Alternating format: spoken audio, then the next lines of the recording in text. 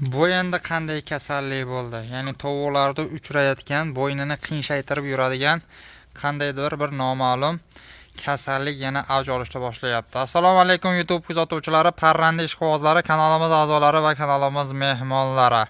Bugungi videomizda mavzusi parrandalarda qishda tuxumlatish uchun qanday retsept va qanday usullardan foydalanish kerak shu haqida bo'lib o'tadi. Videomiz sizlarga yoqsa bir dona like bosib, kanalimizga obuna bo'lib qo'yishingizni so'rab qolgan bo'lardik. Bu parrandamizda ko'zida kamchiligi bor. Ko'ziga parda tushib qolgan.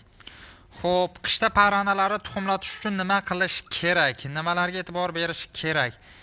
Ikki xil ishda amalga oshirishingiz kerak. Birinchi narsa ozuqa sifati, ikkinchi narsa kataydagi harorat. Agarda siz egala holatni parallel ravishda olib borsangiz, parranda qanaqa zot bo'lishidan qat'iy nazar qishda ham tuxum beradi.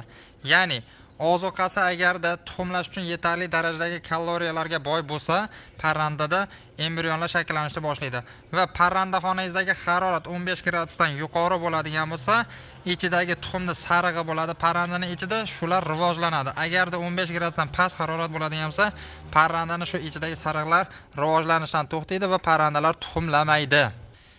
Demak, siz qiladigan ishlar shu ekanki, parrandalarga kataydagi haroratni minimal 15 gradusdan yuqori saqlab berishingiz kerak va qish ichi parrandalarga ozuqasi yaxshi. Misol uchun mosh, siniq mosh arzon bo'ladi, bozorlarda olib, siniq moshlarni qaynatib turib parrandaga bersangiz ham mosh juda bir issiqlik bo'ladi, parrandaning ichini qizdirib tuxumlashini ko'tarib beradi foizini.